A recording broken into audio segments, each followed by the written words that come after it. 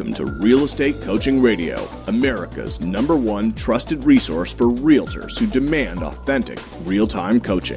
Starring award-winning real estate coaches Tim and Julie Harris. Get ready for unfiltered, full-strength honesty about what is truly working to get you into action and make you money in this new real estate boom. Now to our hosts, Tim and Julie Harris.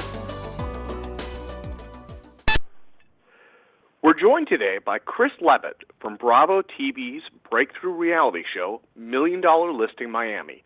Chris is an extremely successful businessman in his own right, with honors such as being the top real estate broker at Douglas Elliman, and he holds the national records for property brokerage dollar amounts in certain geographic regions. In 2014, Chris Leavitt made 4 of the top 10 condo sales, pulling in over $120 million in sales last year. Thus, Chris outsold every broker in Florida for condos. Now, let's welcome Chris to the show as we join our host, Tim Harris. Hey, Chris, I really appreciate your time today. I've been looking forward to this interview. I love your success in Miami. I love, Julie and I, it's one of those guilty pleasure things. We watch all those Bravo shows, you know, like the one you're on. And I have to tell you, the thing that Julie and I picked up on pretty much instantaneously as we watched you in the first season was how much experience you have. So your brief introduction really doesn't touch on the fact you've obviously sold new construction. You've obviously been in this business. You obviously have a great skill set. How long have you actually been selling real estate as a resale agent and as new construction agent? Sure. So I started in New York City. I don't want to date myself because it's terrible, but I will. In 1996, I was in college in Los Angeles, and I am from Boston originally. Moved to LA to do college. I just wanted to go to a fun, sunny place, and then decided I wanted to move to New York to really get into the high-stakes world of New York City real estate. And I started at 21, and essentially, you know, a lot of people start with being an assistant or being mentoring underneath somebody, but I just went right into it. And I was determined, and I did not want to work for anyone. That was not what I wanted to do. So I interviewed with about 4 different companies: Douglas Elliman, Corcoran, Halstead, and then one tiny little company that really is not a good company at all, who was handling my father's rental apartments that he had in Manhattan. And they didn't want me, but everyone else did. It was really kind of funny because all the big firms wanted me. The little one said I was too young and didn't have enough experience. So I started in resales and did resales all the way through September 2001. Interesting time to change courses. So I, at that point, you know, my business was so affected by September 11th. It was really, really bad. I mean, I had closings that were supposed to close and didn't, to probably to the tune of like 400 to 500,000 in commissions that I was counting on. So those did not happen, and I had to switch gears in order to sort of survive, I guess is what they say. And I went into new development, and I did a new development. You know, they hired me immediately because I had so much experience, and then it just sort of took off from there. And I did about 5 buildings for one developer, while also maintaining my resale business. And a lot of agents are in resale and they don't. Or they're in new development, they don't do resale, and they've never done it. So I had that nice hybrid where I did both. And then as I was, you know, sort of in September 2001, as I sort of started to get back on my feet, you know, my resale business picked up, and then I was able to really juggle them both really nicely. So that's sort of how it is, and it's been that way ever since. Oh, and then I moved to Miami in 2009. Okay, got it. Yeah, so I was going to say, so in 2009, you were basically moving to Miami right at kind of the middle of the real estate crash. And I remember the headlines across the world were basically that, you know, Miami real estate never will come back, way oversupply of condos, and then almost as fast as things seemed to slow down, they sped back up again. So you kind of positioned yourself in Miami at a time that seemed on the surface very risky, but then, wow, is your timing ever perfect? And your background selling new construction was perfect too, because now a great number of the highest end sales in Miami are either new or newish condos. So nice job on your timing on that move, my friend. Yeah. Thank you. You know, I also lead with, you know, go ahead. I'm sorry. No, go ahead. Go ahead. Please. Oh, I was just saying, you know, I always sort of, you know, lead with where the universe takes me. I wasn't really planning on moving to Florida, and then someone who I know who owned the W South Beach said, "Why don't you come down and sell this project? It's so amazing." And I was like, New York's, the grind is getting to me. The weather's horrible. Why not? Why not give it a try? I can always go back to New York. So that's where it all started. Well, you must have a fair number of people that basically have homes in both places, right? I mean, there has to be a lot of, Oh, it is a total crossover. I'm in New York every week, servicing my clients there. So it is an absolute crossover, 100%. Well, and Miami also has some of the coolest new developments, the Porsche Building and all the others that are getting, obviously coming out of the ground. Well, have they started selling that building yet? Oh, yeah, that's almost done. I mean, people aren't moving in yet, though. Yeah, but people aren't moving in yet. That was my question. Yeah, that's no, they're doing it's being built as we speak. Mm-hmm. International clients. Let the listeners know how you cater to international folks, because from what I understand, a lot of the buyers in that building in particular and other buildings, they're Brazilians, they're just Russians, they're Chinese folks, they're obviously Americans. It's an international audience in that particular higher-end market. How do you go about attracting those folks to you? Or, Chris, does it really just come down to having the listings? Well, no, it comes down to two things. Having the listings, number one. Number two, really understanding culture, and especially the cultures that are buying in Miami. I took a culture class many years ago about different cultures, and it was extremely beneficial to me because there are different ways to deal with different cultures, and it's really important to know that. And if you respect those customs and cultures with these people, it doesn't matter if you speak their language. They get it, and they'll work with you. Also, having a huge social media base, being on TV, obviously helps too. But for those that aren't and don't have that exposure, just really networking and getting to know everyone, just letting the world know that you're in real estate, and then those kind of things will come to you. But when they do come to you, be prepared to know how to deal with these international clients, because they're not easy.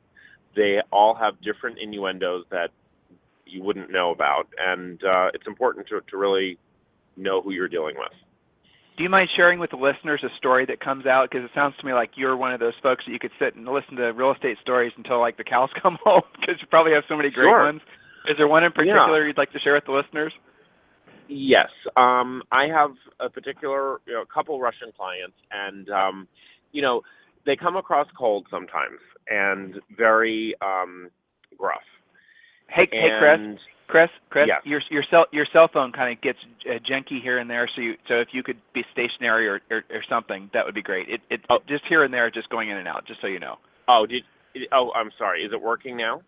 Yeah, it's fine. We can hear you. Just all of a sudden it starts dropping. So if you're maybe pacing, which I do all day, maybe that's the reason. And I'm just not for in the car. I'm in Los Angeles. I'm actually just landed and I'm driving to my hotel. I'm so sorry. So anyway, okay. Basically, Russian people are wonderful people, but they don't always open up to you, and they're not as warm as, say, a Brazilian or an Argentinian. So a lot of brokers just say, "Oh, they're so mean, I don't want to talk to them or deal with them." But you know what? They're real. Everyone I think in the world is soft and nice once you get to know them. So you need to really, disengage people from their facades, and that's what I had to learn to do, because I had a Russian client that was not very nice to me.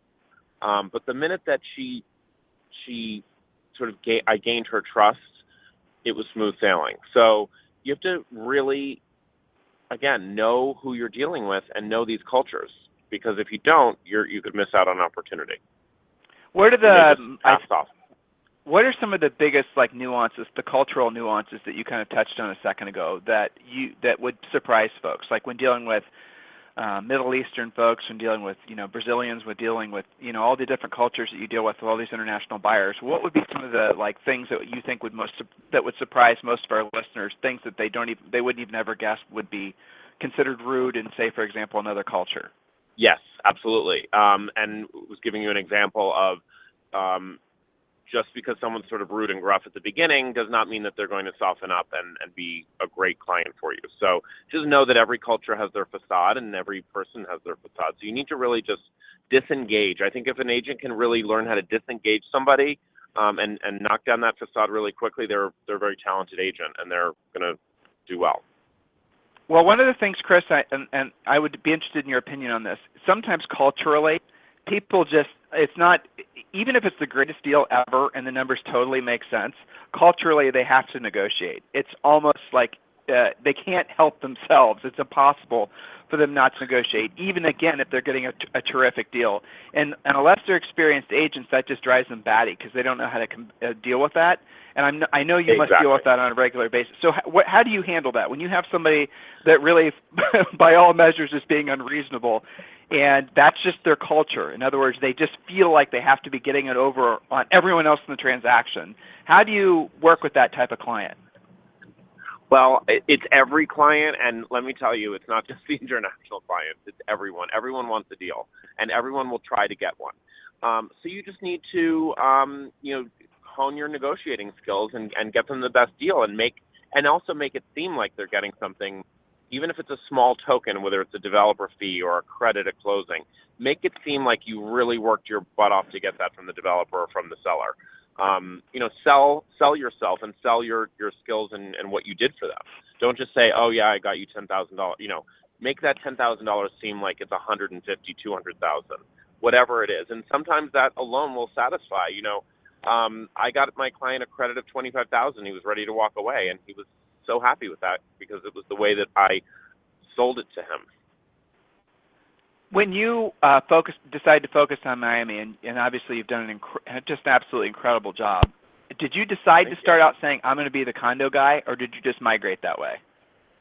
No, I mean, when I was selling W South Beach, it was a really great opportunity to have that listing, have that building as my listing. And, I just became, engrossed in the condo market. And that really is the huge part of Miami. I mean, the housing market is great, but I just love condos. I love living in them. I love also condos with tons of service, and especially hotel condos. So it was really, it was very easy for me to get into that and to sort of bring that to a higher level. What are the types of like the buildings, right? In Miami, and this is happening in really virtually every market that's really focused on condoization, right? I see it in downtown Austin. I see it Manhattan's crazy right now with new development, as I'm sure you know. Starting to really, again, take off in LA, though you're not going to see a lot of towers in LA because, the building codes. But what is it, like people's preferences as far as what they're looking for in a building changes quickly? So if you had developers right now listening in, what would be the 5 years in the future? What is it that people are looking for? What is it that the leading edge buyers are searching for in a perfect condo building? They want service to the highest degree. That is so important to them. One-on-one personalized service, really sophisticated systems within their apartment for blinds, stereo, contact to the outside world. I mean, they really want high tech and high service. Forget the media room, forget the movie screening room, forget the party room. The amenities are really about spas, gyms, almost creating an oasis when you come home that you don't have to leave. So you can get it all done in one place. You mentioned the service thing, so that's like something that also I'm sure you've adopted to for your own real estate practice, knowing that these folks are looking for a very, very high level of service in the buildings that they buy in. How have you, in your own business practice, how have you catered to that expectation of the highest level of service?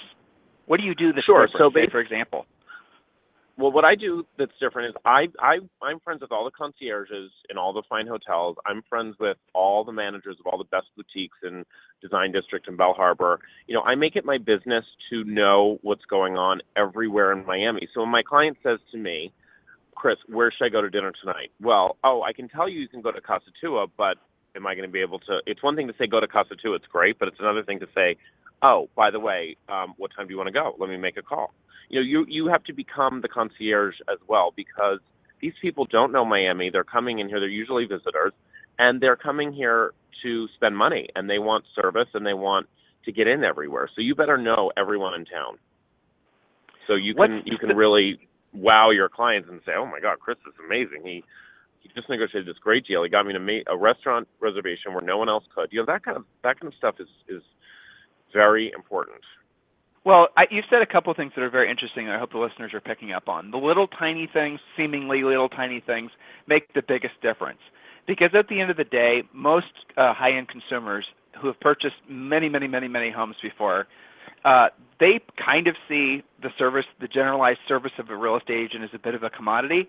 And so what you've done is to differentiate yourself. It seems like you've really recognized that and just accepted and even embraced that really to win these guys and continue to win them, you have to go so far beyond what their expectation is that you almost have to be like 5 steps ahead of what they could possibly ever imagine wanting. So when you start working with a new client, how do you go about pre-qualifying them for expectations, for their, financing aside, for motivation, for time frame, for what types of questions do you ask to really get into their heads to know whether or not somebody you want to work with? Right, exactly. What else have you seen? Oh, I just started, okay, great. But have you looked online? Of course they just started because they're only, they started working with me. But have you looked online? Have you seen what's out there? There's so many people that come to Miami without education and thinking they're going to get a 3-bedroom for, $2 million on the ocean with incredible views, and that just doesn't exist. So, before you meet that client, you have to have a conversation with them, whether it's even, a pre-meeting for lunch or for coffee, just to get a really good sense of what they want. So then you can go back to the drawing table and sort of curate exactly what they're thinking. Because just to say, oh, hi, I'm Chris, I want to see some apartments. Okay, well, that's great. You have to narrow it down. There's so many different areas. What do you like to do? Do you like to go to the beach, or are you more of a urban person where you like to sort of, be around the city, and then you want to go to the ballet? That would be perfect for them downtown or Brickell. So what are your likes, your dislikes? What's your lifestyle like?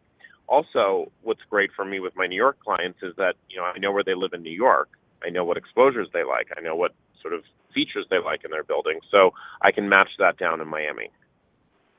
So that's really very getting to know those people before you go out with them. And so it's way more, it's almost like you're building like a whole profile on them. It's not just a typical pre-qualification. You're getting into the individual preferences of essentially what their lifestyle's like, and then you're trying to match not just the building but the area of Miami that would best fit that particular, those lifestyle preferences. So that's kind of taking the whole pre-qualification thing to a completely different level. Typically, how long does it take, the questioning, the getting to know you process, how long does that take?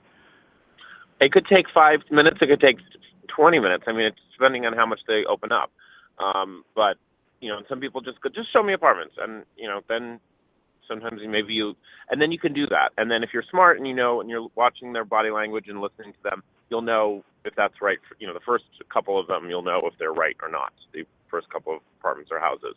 So I just think it's really being perceptive and listening. We're almost like psychiatrists in a way, or therapists, because the more sensitive you are to people's body language and the way that the things that they're saying to you, really need to pay attention. So many brokers have blinders on. They don't listen. They don't pay attention. They're not looking for clues, and they're not looking for these things. And it's really important. And I think I think it's an innate ability that you just have or you don't. I'm sure you said innate ability, training, but right. Well, experience, Chris. That's kind of like you've done this for so long. You've had so many of these conversations that you probably are operating, I would guess, mostly off intuition at this point, right? Yeah, absolutely. Yes, definitely. So when you say a feeling, sure. the feeling you get, it's really not just it's the feeling of how they react to the question. It's watching their body language, their pluses and their minuses. And you probably, I bet you could tell within like a minute of meeting someone whether or not they're for real or not. How often do you? Oh, I bet for sure. How often do you say no to somebody, Chris? Chris, how often do you say no? Often. I've fired clients before who were just physically and mentally draining. I've had to just say thank you, goodbye. From the show, I got a lot of clients that wanted to list with me, and I had to say no because I wasn't really sure what their real motivation was. A lot of people think they are going to be on TV, or they think that I have this magical power because you're on TV that, oh, well, it'll sell. Because, I can ask $2 million more because he's on TV and he'll be able to sell it. It's like these really crazy notions that people have about their properties. So I only deal with people that are realistic and people who really know what they want to do. What's your pricing strategy, Chris? I mean, it is what it is, right? A lot of people's egos are going to be wanting to dictate what the price is going to be. And when you're dealing with folks that have substantial means, they're generally speaking going to get their way. So at what point won't you take a listing? Because really, Chris, none of these guys are truly motivated in the sense that they have to sell. For the vast majority of them, if it sells, it sells. If it doesn't, it doesn't. So when it comes to pricing, do you have a better – go ahead. Okay, well – The people that puff up the most are the ones that need to sell the most. So What I mean is that the ones that think their homes are worth so much money and they want this, they want that, I don't need to sell, I've got 5 houses. Those are the ones that are choking, usually. And you have to just lay into them and in the nicest way possible, in the most eloquent, classy way, say, Mr. or Mrs. So-and-so, with all due respect, respectfully, this is not a realistic number that you can get. The marble that you have in your home is from 1988. It's not 2015. People don't want green and pink marble. You have to be very honest and cute and nice about it. But I always say to people, you can never underprice an apartment or a house because the market will bid it right up. So if they think it's worth 3.5, and I really think it's more like 2.9, and I'm wrong, and it's worth 3.2, and we price it at 2.9, you'll get that because you'll have 5 people bidding at the same time, and you can take the higher, contract, or you can raise the price if you find that people are coming in too high, too close to your ask. So I always say you can never underprice a property. You can always overprice it, and it's death to overprice a listing because it gets stale, and then, no one wants to look at it. A lot of agents think, especially when it comes to condos, that the cost per square footage is the most important thing. But that's only partially true. What are the other factors that go into putting the correct price on a unit? Yeah, what about the outdoor space? What about the exposure, the view? You can't just go by square footage. There's so many more factors. View in Miami, the biggest factor, in my opinion, is a view blockage. On South Beach, it's very hard to get a really open, direct ocean view without some building to the side or to the left or a hotel. So that's a huge factor, and that can definitely affect your price per square foot, as can the size of the terrace. Is one terrace bigger than the other? Is one, is it a flow-through? Or just one exposure? There's so many different elements to pricing that you cannot go price per square foot. The only way you do that, really, is when you're in a building and you're going maybe from line to line and they're both equal in their own ways and one has this price per square foot, the other has that. So it's very specific. That has to be a big challenge dealing with uneducated buyers in your particular market, because a lot of people are going to just try to go off a cost per square foot. So how do you, right. I mean, does it ultimately come down to this being a luxury purchase for a lot of your buyers, and it's just a personal preference thing? Is that the bottom line? It is, but you have to prove that value, and you can't say to people, what you don't want to say to a buyer is, you can't look at it like that. Oh my God, that is the worst thing to say that everyone says to buyers. Don't ever tell a buyer they can't do anything, because they will. If that was me, I'd be like, I can do whatever I want, and I will, and buy, thank you. Yeah. So you have to say things you have to be so sensitive. I'm telling you, people get very offended. It's an emotional process to buy and to sell. So whoever you're dealing with better be on your side. They better make you feel important all the time and make you not think that you're nuts. Well, I mean, Chris, what you're describing what you're describing is the fact that you've become very ego aware, it seems, and you're very sensitive to their egos, and you're not allowing your ego to basically go into battle with their ego. And I'm sure you deal with huge egos all the time, but just listening to you today, you seem to be either you've studied ego, you've just basically come to figure out how it can railroad your success. When dealing with other agents who aren't used to dealing with folks in this price range, and this is their one big deal is they're the other side of the transaction with you. How do you manage the other agents, especially if they don't have your experience level? How do you make it so everyone's happy? Sometimes I say to the agent, respectfully, so-and-so, let me help you get this deal. Let me help this process happen quicker. why don't you, I mean, this is going to sound bad, but sometimes you have to do it when you just know that there's no hope with this agent. You know, let me talk to your seller. Don't you want to make that $100,000 commission? Yes, Chris, I do. Okay, this is how we're going to do it. I'm going to talk to your seller. I'm going to talk to my buyer. I'm going to get the deal done. Just let me do it.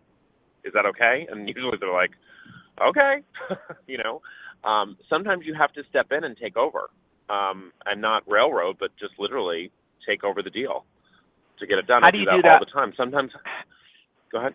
How do you do that and balance the other agent's ego, though? If they're worried about basically looking bad in the eyes of their sellers, how are you walking that line? Because, by the way, I have a lot of folks that we have coaching clients in, you know, all the major markets across the country, all the high-end markets, and that's what they all do, right? You have to take the transaction over, but sometimes the person on the other side of the deal, not the actual seller or the actual buyer, they'd be more than willing to deal with you directly, but their agent is so sensitive to looking bad.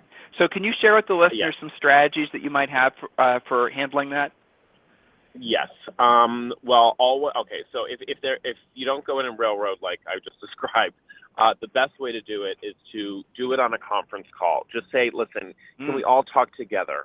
And then let the agent lead the call and just say, you know, Chris has this, Chris this, or Chris that, or you know, we have. I could just give her the pointers and walk her through it or him through it.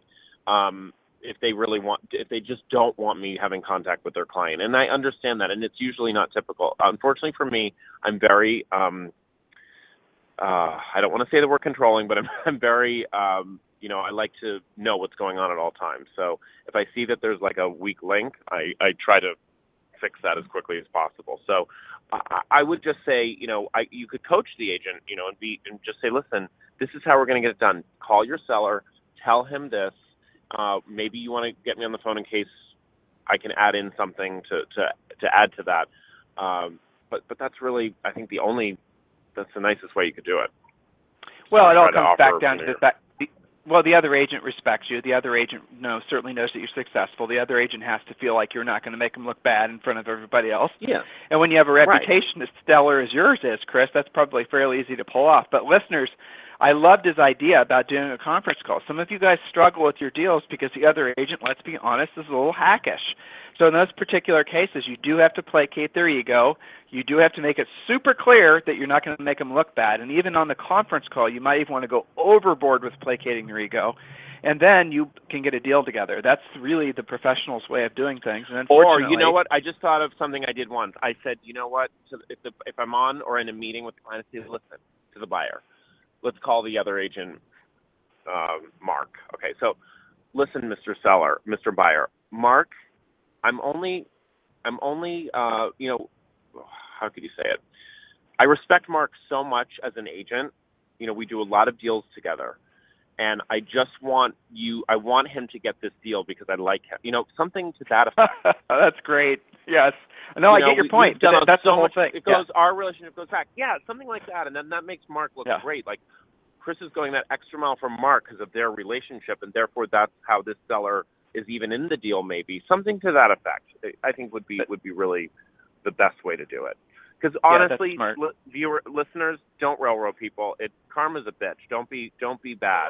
You know, don't be a railroader. I am a railroader, but I do it and people don't know it. So it's different. But don't be obvious about it. Well, you know, I'm a firm believer that the word manipulation isn't a bad word, right? Right. So if ultimately you're doing a little bit of a high-level manipulation that's causing people's egos not to feel bruised and helping a transaction happen, helping people accomplish their goals, there's nothing wrong with that. So if Chris, you're honest, if you're honest and forthright and not shady, then you're good. Whatever, you know, absolutely. That's a really big part of it. So as we wrap up today's show, I always like to ask the question, why you? What makes you so successful? I mean, good God, man. You've been successful in New York. You basically took, probably without even realizing how big of a risk it was at the time, a huge risk moving to Miami at probably one of the worst times that you could have possibly chosen. And yet, despite that, you've now become one of the top agents, not just Chris and certainly Miami, but you've become one of the top agents in the world. So why you? What makes you so special in a marketplace that's so competitive and it's so wrought with challenges? Right, because I keep it real. I'm, very well mannered with people. I also listen to my clients. I give them amazing service.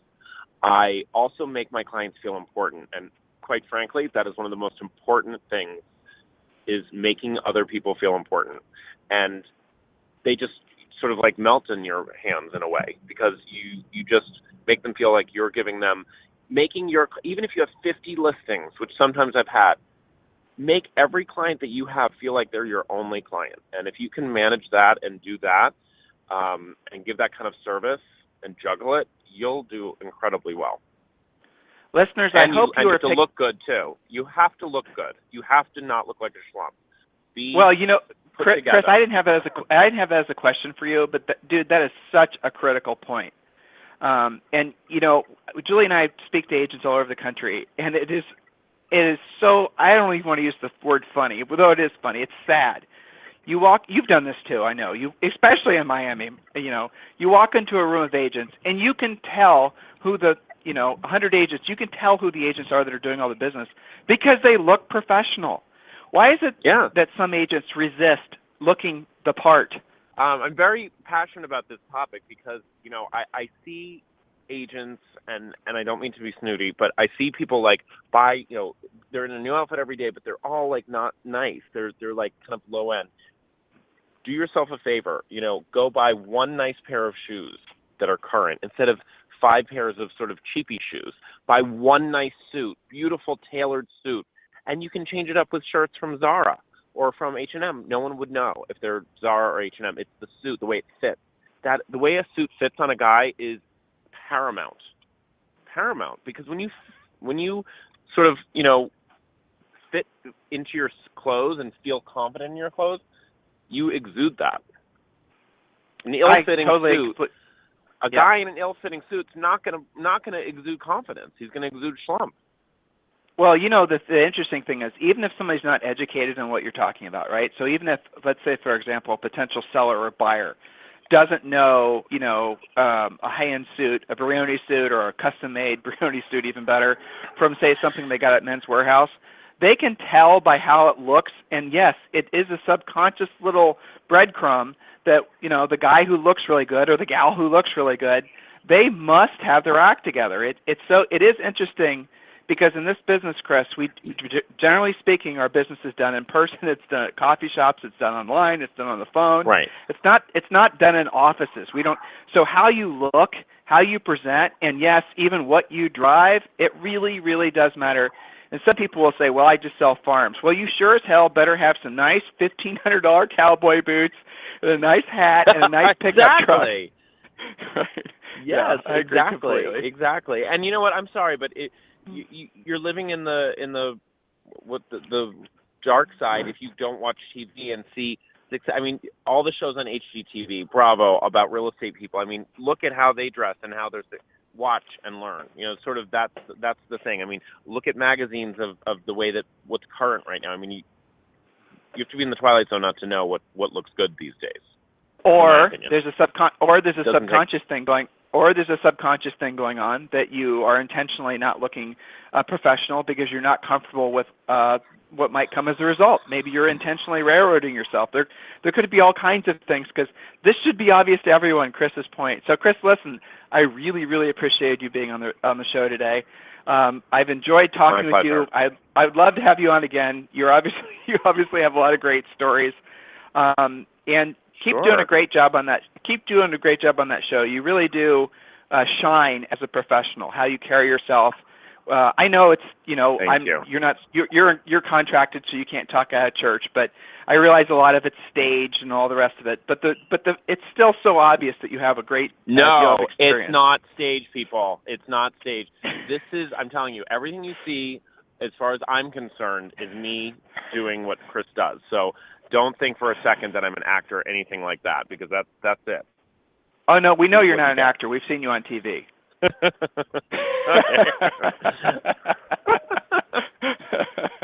right. Oh my God. So, Chris, all right. Well, that was so much fun. Thank you, guys.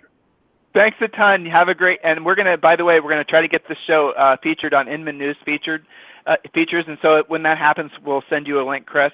And listeners, watch him on the Bravo TV show, $1 Million Listing Miami. Well, watch me also on Fox Business, Bloomberg TV. I also am going to be having a recurring show with Maria Bartiromo on Fox Business News twice a month, which is huge, and that is a worldwide distribution. So that's something also to listen to because it's really educational about the markets around the world. Fantastic. Chris, I really appreciate your time today. Have a great day. Safe travels, my friend. Thank you. Bye-bye. This program has been a presentation by Tim and Julie Harris, Real Estate Coaching. For more information on our real estate coaching and training programs, visit our website at timandjulieharris.com. Remember to tune in weekdays at noon for upcoming shows, and until next time, thank you for listening to Real Estate Coaching Radio with Tim and Julie Harris.